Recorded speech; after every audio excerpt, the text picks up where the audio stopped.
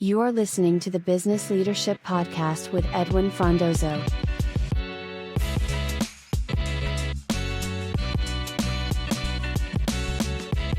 Hello. I am Paul Newton, creative producer of the Future Narrator miniseries, and I'm joined by Edwin Frondozo, host of the Business Leadership Podcast. And we're here with one of the finalists from the Web Summit Vancouver 2025 pitch competition, where we're exploring how today's leaders shape the future, not just through strategy, but through story. We believe that a strong point of view is what inspires communities, builds movement, and cuts through the noise in uncertain times. So let's dive into this conversation. Joining us today is Carlyn Loncaric, CEO and founder of Aqua Eye. She is the inventor of Aqua Eye, a handheld sonar device that uses AI to help first responders quickly locate people missing in the water. With a background in engineering and over 10 years as a lifeguard, Carlyn created a solution that is now used by hundreds of rescue teams around the world. Her goal is bold and urgent: to make Aqua Eye a life-saving essential in every water rescue. Over to you, Edwin. Welcome to the Business Leadership Podcast, Carlyn. How are you doing? Carlyn, how are you doing? Doing well. Thanks for having me. And don't worry, everybody does that. Yeah, I mean it's a great name, and thank you for joining us. I guess just to jump right in, if you could share with us about Aqua Eye, and specifically, what is the problem that you are solving when it comes to water rescue and emergency response? Sure. So in a typical scenario, so we're in Vancouver, we're doing this every summer. If somebody goes missing and a 911 call is placed, a lot of things happen at once. You're going to have mutual aid show up in the way of firefighting teams, maybe police, maybe search and rescue. There could be helicopters, there could be boats, there could be divers. Everybody floods to the scene. But then once they arrive, it usually takes time, like often an hour or more, for people to come up with an action plan and figure out how to get equipment in the water, whether it's going to be boats, whether they're going to send in divers. They're going to start asking bystanders for questions to figure out the last scene point. This issue happens all around the world, and it takes away from those precious minutes, what rescuers call the golden hour. But really, that first time that you arrive on scene, it's a very critical window where you can actually save a life, and it's being wasted by waiting. Aqua Eye allows rescuers to get in the water in an instant. You pick up the device, you run in the water, you put it under, you pull a trigger, and you start scanning. So seconds and you're in the water, and seconds before you're receiving data. So you can scan the area of a football field in 1 minute and pinpoint the location of the victim, rather than archaic methods where you're either using people power to do some sort of grid search pattern, or a side scan sonar device where you're getting the boat in the water and you're driving this zigzag pattern. Aqua Eye does things immediately. Wow, that's well, first off, thank you for sharing in something that, I'm sitting here in Toronto, and we're beside a big water source as well, but I mean, it's almost a world that is non-existent for those who aren't accustomed to being on the water, living in the water, or even being part of water safety. So thank you for sharing that. And it's almost mind-blowing in terms of what you had shared, that before Aqua Eye, there was a lot of time wasted. Do you have any stats in terms of success rates now, and the changes that the effect of Aqua Eye? Yeah, I mean, I'm going to address 2 points there. One, it is a misconception that, you got to live next to a lake or an ocean that need this device. 300,000 people drown every year. And for every one person who drowns, 5 others are injured, often suffering stroke-like symptoms from brain damage. Aqua Eye has been used to recover people in retaining ponds, in 10 feet bodies of water you just can't see, in rivers, in lakes, in ocean. There's a lot of water in our world, and a lot of our world lives or works near it. So it's important to remember that, this is a global problem. The WHO has called it silent epidemic for that reason, though. We kind of skirt over it a little bit, or think that we're actually doing it as well as we can, and that's totally not true. Our customers are seeing a 90% reduction in search times. So we've had just yesterday a news report came in where a team had been out there for hours searching with all standard equipment. A new customer just trained on the device the day prior shows up. 10 minutes later, they find the 2 victims, child and adult, who had been fishing nearby and fallen in. And our frustration is, had that customer been a customer that was nearby, they could have been saved. And it's really Mm. time to execute that. That's our issue right now. We need more volume of our product out there so it's in the right place at the right time. Oh, that's amazing. And it's like I said, for me, it's uber mind blowing. And you're correct. I was thinking about all the times I went fishing here in Ontario, where we have hundreds of lakes too. And you're right. And sometimes those are murky waters, right? Like it doesn't have to be deep. You're gonna lose. I can barely see the fish at the bottom of the water. Exactly. So, it's definitely something that you're right. I don't think about, especially those who are in different areas of the world. Um, Carlin, curious, the product that AquaEye is, what is your unique point of view, your POV when, what do you bring to this problem? I think working as a lifeguard taught me firsthand what it feels like in an emergency situation. I'm also married to a police officer and get stories daily about the time to make decisions and the way processes need to flow. So my original vision was for this device to be used by a 16-year-old kid on a beach having the worst day of their life. Mm. So while we are high tech, simplicity is at our core because this thing needs to be fast, simple, and dependable. I also feel that there is a lot of push to create better imaging in all areas of tech right now, but you can't change the speed of sound. And so you can go down the path of making a highly defined image. But if we really want to harness AI, we need to lean on it in this situation. AI can see things much faster than we can with our own eyes. So you don't need to know what it looks like, the thing that you're looking for. You just need to know where it is, and that's really where we're pushing the bar is try to make this thing as fast as possible to save lives.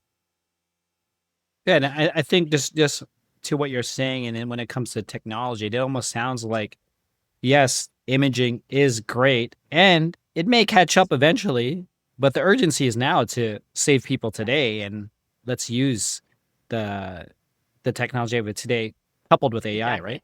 Exactly. So you have a lot of experience as a lifeguard, and then I think I read something in a bio or that just being in tech, and then you had some time away from work where you could focus on this. And what made you decide to do work in Oh, to dive this in? area? Yeah. Yeah. Yeah. There you go. You're right. I was working for a biomedical engineering startup. I got my master's in microelectronics, joined that company. That was awesome. Such a whirlwind. Boreal Genomics here in Vancouver. It was a biotech company. But a bunch of us were laid off one day, and this idea had been in my back pocket for ages. And I just thought, okay, I've got 3 months of EI. Like, what can I get this thing off the Yeah. ground? And so I did. And like 3 months later, it was like, okay, I think I've got a worthy prototype here. Let's find my first customer. And so I gave myself another 3 months, and then I gave myself another 3 months. And so I just kind of kept holding myself accountable to progress while working other odd jobs as like a contract hardware engineer to kind of pay the bills and stuff. But it was really that, like, it just felt, the big thing is I was in a company that was trying to solve early cancer diagnostics. 40 incredibly intelligent people fighting this horrific yet ingenious disease. And it made a lot of sense that this was such a hard problem. And on the flip side, I was looking at drowning and I was like, this is such a simple problem. Why can't we fix this? And so when I was kind of given that gap in my career, I was given a gap in my career, and I took it. And it just seemed like the right time to give it a try. Wow, I love the way you talk about the place where you got laid off from and just the work that was being done, but also just like how fortuitous it was that you got to focus on the problem that you always thought was like really pressing. Yeah. And like in your experience as a lifeguard, like had you been in situations where rescues were necessary, or where you could see what was going on firsthand? Definitely. Like, I mean, I think I worked in a pretty busy city, but I think I've never had to do an open water search in real life. But we would, in the summertime, talking to friends, one of them working at a nearby camp and in a lake situation. And she's like, I can't sleep at night. I'm having nightmares because if I don't count that head, if I miss one of my scans and I don't notice somebody's gone there, she's like, how in the world are we ever going to find them? And I think just sharing the horror of our imaginations of what could happen was enough to kind of propel me into, it was compelling enough for me to try to find a solution. And then it was interesting because that's really where the product started. In 2020, we Yeah. launched for the purpose of camps and lifeguards. And then COVID hit and all the camps closed and all the lifeguards were laid off and the world was Yeah. shifting so quickly. We pivoted to fire. And then all of a sudden, this market that I thought was, you guys can't see me, but yay big, exploded. We sell to the U.S. Navy SEALs. We are, Mm. there's, we're talking Border Patrol, U.S. Air Force. We sell to massive military level organizations in Indonesia and India. Statewide responses all over in Europe. So this problem that I saw as a lifeguarding issue actually became just a humanitarian problem. Oh, well, I mean, there's so many things to different people, like you're saying that to a counselor, it's peace of mind, just like doing their head count. And I just think, there's a water rescue and like here, it's all these different people like showing up and how do you even start to coordinate that? And then Exactly. the golden hour is wasted. So tell me, how did so now what do they do now that there's Aqua Eye? Like, what do they like? Yeah, so we've learned a ton by having our product in our customers' hands. We've launched AquaEye Yeah. Pro, which is the superior product in so many ways. Most in its ability to, it's just much more usability friendly, can operate in many different environments because unlike lifeguards who go to the same place every day, our customers are in varied environments. But the biggest thing is its ability to network. And so Command Hub is our next launch. Will be out this summer, which is essentially is a tablet, but it's a full system. So now that you can have scanners in the water and a commander on shore who's getting these scans and they're being overlaid on top of a satellite image, a bathymetry map, so they know depth and they can coordinate and recognize. This is what our customers are doing in their heads. Okay, where have we scanned? Where have we Mhm. not scanned? We've got 3 targets. How do we prioritize which ones we dive first? Now they can see that all on a map. And we're also kind of working on other projects to expand our product line to bring more pieces of data into a system and a platform so that if you were, a statewide response handling a flood on the coast of California, for example, how do you mobilize everybody and ensure that communication line is one? Because right now, every team at mutual aid that shows up, they are either taking over the situation or adding to the current search. And the communication lines, if you look at the Baltimore bridge collapse or the DC plane crash, those are perfect examples of situations where so many people want to help, but how the heck do you coordinate them? Whereas if you had first person on scene, Aqua's in the water in seconds, that data is coming in as the next truck is arriving. They're getting that information upon arrival. Now they're making plans. They can coordinate. They know what's happening before they even arrive, just to systematically layer information on top of information so that communication stream is solved.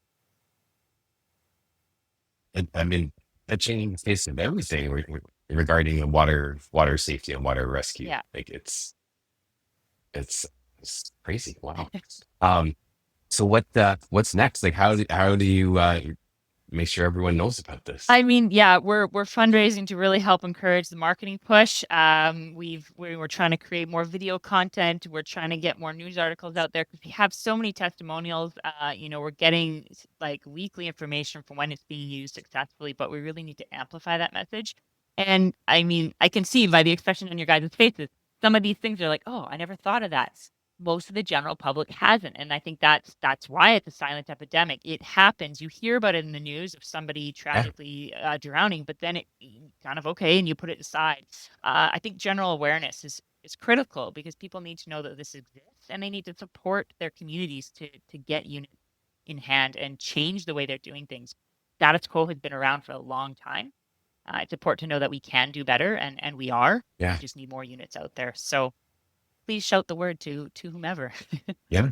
Well, I only started open water swimming like 3 years ago and just like, which I love, but I was always scared of water. It's just such a big expanse and Very important feel to helpless. respect our waters in so many ways, but to understand that yeah, you just need to be aware of the risk. I mean, I think that's another kind of general public issue. If you have any friends or you yourselves do backcountry skiing, most of them are going to Hmm. have safety equipment. Most of them are going to tell a friend where they're Hmm. going. Most of them are going to have a map, a time. They're going to plan that out.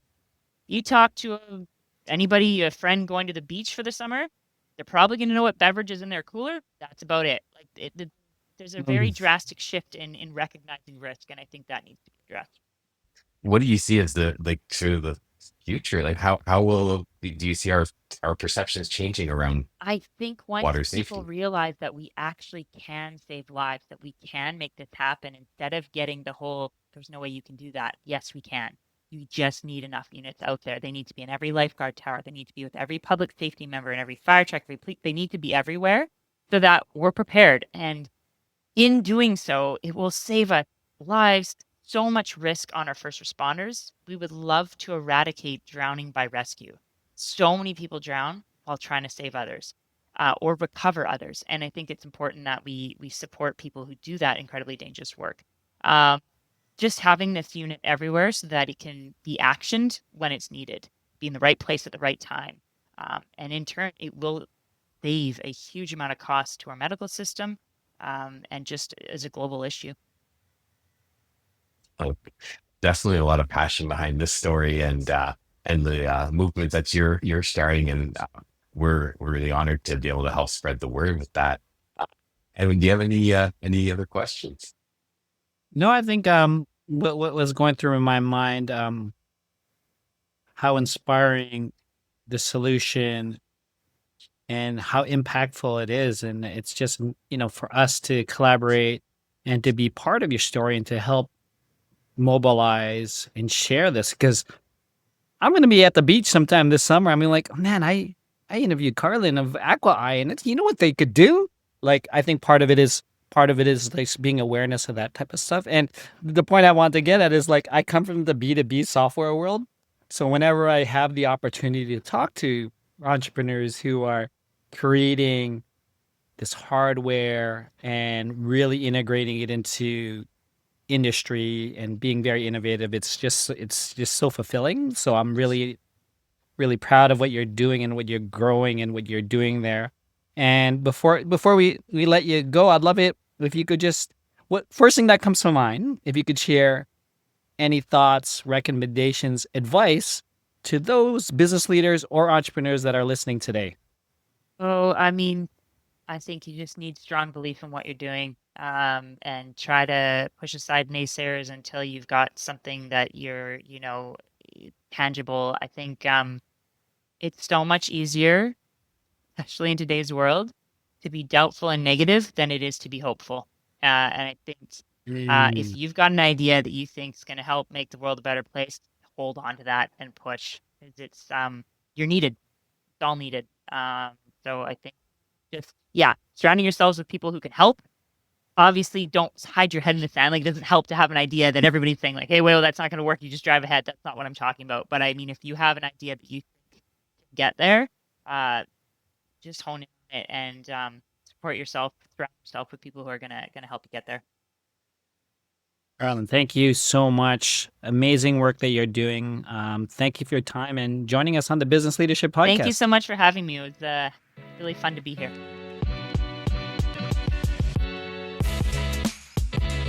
You are listening to the Business Leadership Podcast with Edwin Frondozo.